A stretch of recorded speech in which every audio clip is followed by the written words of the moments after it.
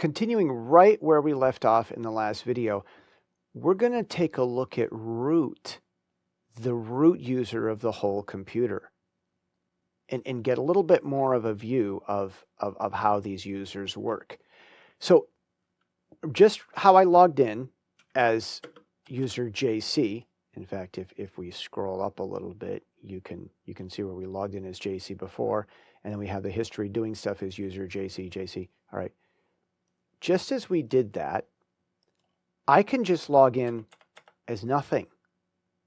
Yeah, and then I'll become the root user. So I'll enter my ultra secure secret password, and now I'm the root user.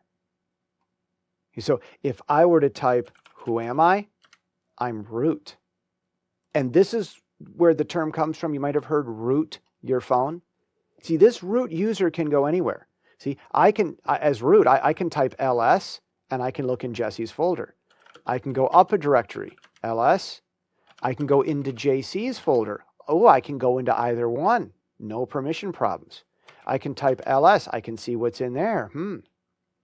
Well, isn't that interesting? See, as user Jesse, I can't go into JC's home. Now, it says I'm up here, but I can't see anything. I can't see anything. I can only go into my own home. Well, let's watch what happens here. Remember we looked at permissions last time. So if I were to click on this and click properties, I see permissions that Jesse owns it, and it's the Jesse group, my own special group for myself that owns it, right? Okay, see? So if I were to go to, let's go up into Jesse. Now, watch what happens here. Okay, you see what happened there? Okay, all right. So if I were to type LSL, see, everything is owned by user Jesse and the special Jesse only group, for redundancy to be secure. So watch this. If I use my fancy touch command for some root file, we'll call it. Okay, so I press enter. Watch this. See that root file there? Watch this. If I double click on it, am I allowed to open it? I may open it, but will it let me save something? Oh, in order to save it, I get this authentication thing. I have to enter a super secure root password in order to save this file. Why am I getting this error just to save this file? It's in, I'll press cancel. Whoa, I'm getting big troubles here. Okay, so I'm going to just close that. Yeah, permission denied. I'm going to close this out. I'm going to close that. No, look at this. I'm just getting all kinds of trouble. Okay, what just happened there with all that? See, I don't own it. Some root file is owned by root because who am I? I am root, and I just touch created that file, and so root owns that. I can right click and look on properties, go to over here to permissions. Look, that's owned by root and the root group, and so for me it's read only. Okay, you see how that works? Okay, so this is what users and permissions are. See, watch this. I'm going to exit out of my fancy root login. Okay, and so we're back here to normalcy. See, it says Jesse. I can type, who am I? I'm Jesse. I'm user Jesse. Okay.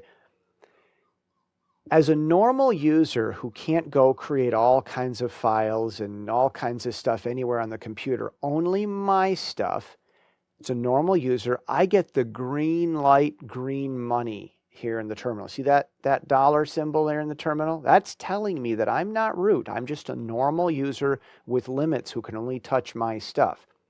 But when I'm logged in as the root user, I get this red alert hash symbol to warn me that I'm the root user who can theoretically delete the computer.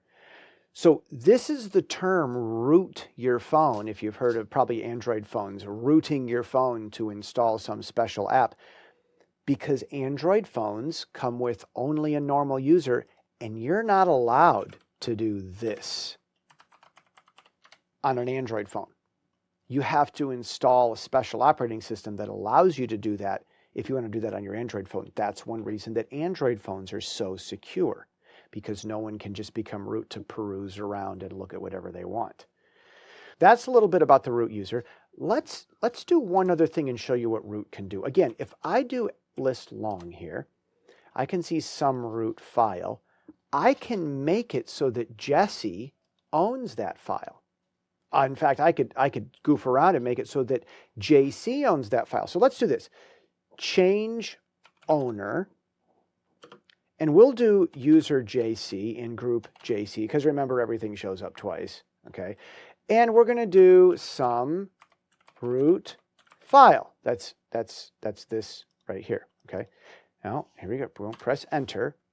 So now when I right click on this and I click on properties and I go to permissions, now user JC owns it. Did you see that?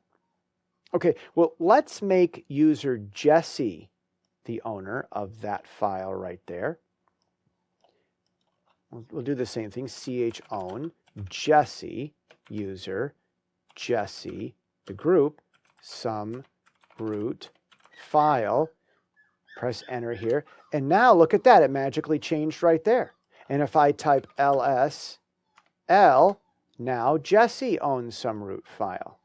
Look at that. You're probably curious what it looked like before. I'm going to scroll up to JC. Do this.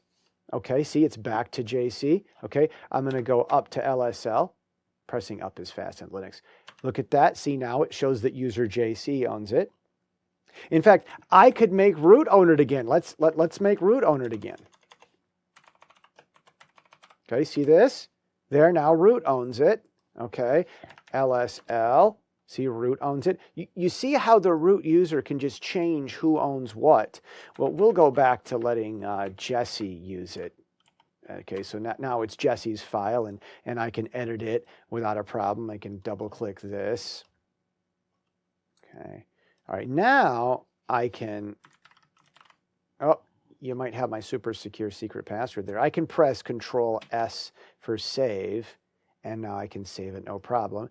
And I can delete it. Now, one other interesting thing about Linux. Let's say that I were to, we'll watch this happen in real time. Let's say that I were to go back up here and I were to make root the owner of this file again. One nice thing about Linux. So now root owns that file. I'm going to close this out so we don't have problems.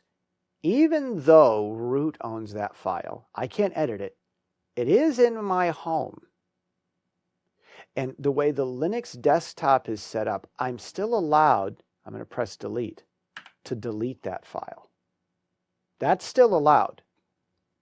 Linux does give me some control over my own home. Now, you might be wondering where the root home is.